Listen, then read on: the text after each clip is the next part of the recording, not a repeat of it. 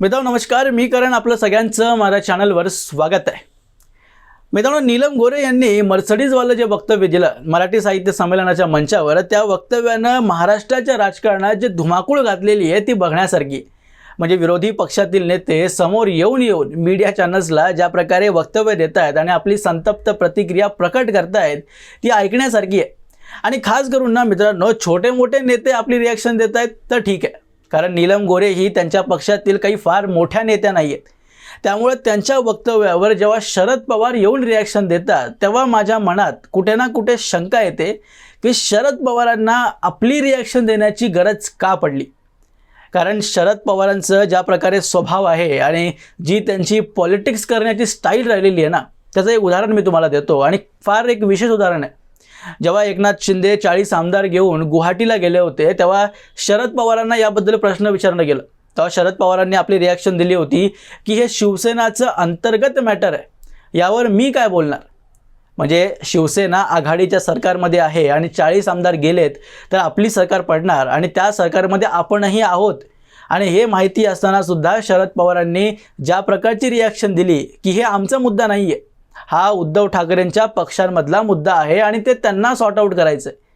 आणि तेच शरद पवार जेव्हा नीलम गोरे यांच्या वक्तव्यावर रिॲक्शन देतात आणि त्यांना एक प्रकारे मूर्ख म्हणतात, त्यांच्या वक्तव्याला मूर्खपणाचं लक्षण म्हणतात, तेव्हा मग शंका करण्याची जागा तर आहे की शरद पवार पळत का आले आणि त्यांनी आपली टिप्पणी या वक्तव्यावर का दिली.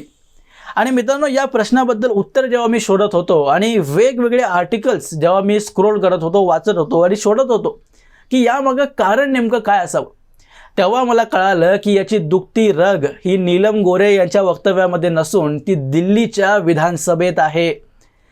कारण मित्रांनो, तुम्हाला माहीत असल्याप्रमाणे दिल्लीत सरकार बदललेली आहे, BJPची सरकार गठन झालेली आहे आणि नव्या मुख्यमंत्र्यांना शपथसुद्धा घेतलेली आहे.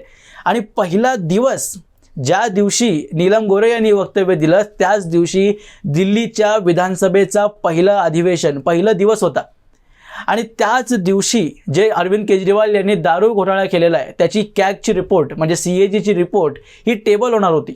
आणि टेबल झाल्यानंतर त्यात एक मोठा खुलासा करण्यात आला की त्या दारू घोटाळ्यामध्ये जवळजवळ 2000 कोटींचा घोटाळा हा अरविंद केजरीवाल आणि त्यांच्या पक्षानं आणि त्यांच्या पक्षात जे मनीष सिसोदिया आणि त्यांच्या जवळची लोकं होती त्यांनी केलेला आहे.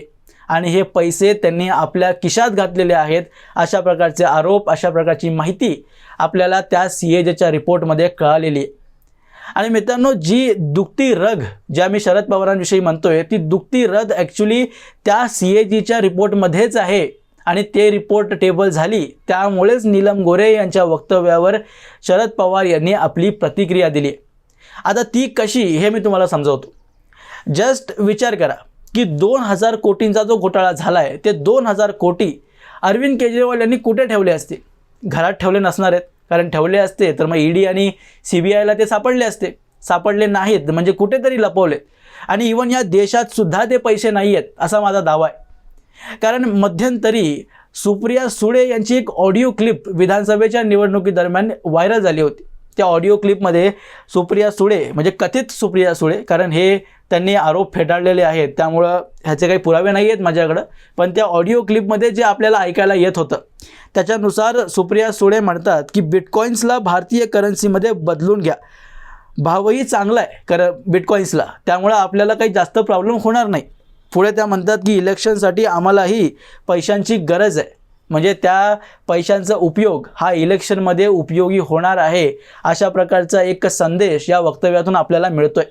आणि पुढे जे म्हणतात ना ते अजून महत्त्वाचं आहे. सुप्रिया सुळे त्या ऑडिओ क्लिपमध्ये बोलताना आपल्याला ऐकू येतं की पोलीस तपासणीची तुम्ही चिंता करू नका, आम्ही सरकारमध्ये आलो की सर्व काही पाहून घेऊ की कोणत्याही प्रकारची कारवाई तुमच्यावर होणार नाही.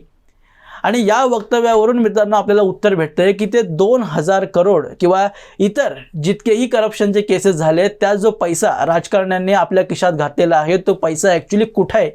या सगळ्या राजकारण्यांनी माझ्या मते बिटकॉईनमध्ये हे पैसे इन्व्हेस्ट केलेले आहेत.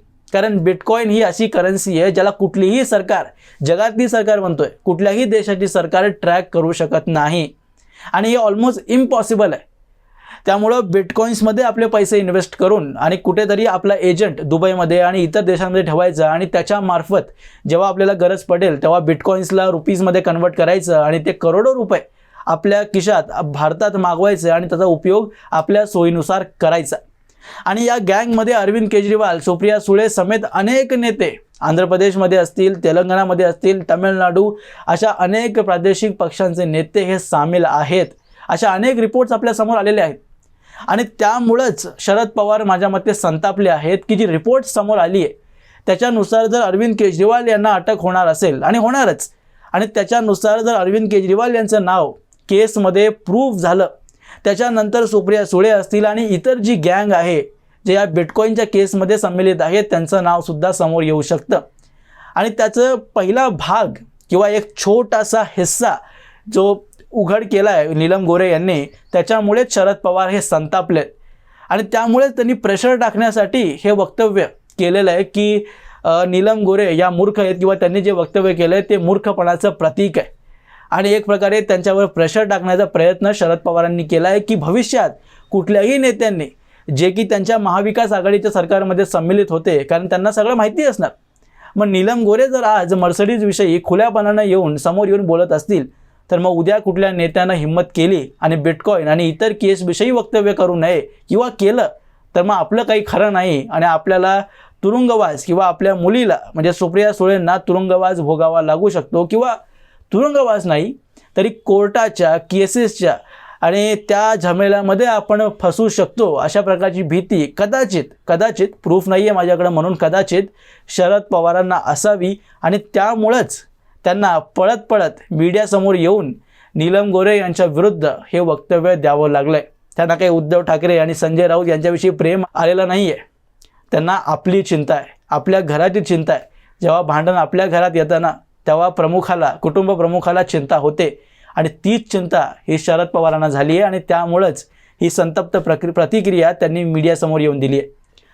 असून मित्रांनो, याबद्दल तुमची मतं मला कमेंट बॉक्समध्ये जरूर सांगा. तुम्हाला याबद्दल काय वाटतं की मी जी थेअरी मांडली आहे त्यात किती तथ्यता असू शकते, याबद्दल तुमची मतं मला कमेंट बॉक्समध्ये जरूर सांगा. आणि असेच माहितीपूर्ण व्हिडिओज पाहण्यासाठी माझ्या चॅनलला सबस्क्राईब जरूर करा. भेटूया पुढच्या व्हिडिओमध्ये, तोपर्यंत जय हिंद.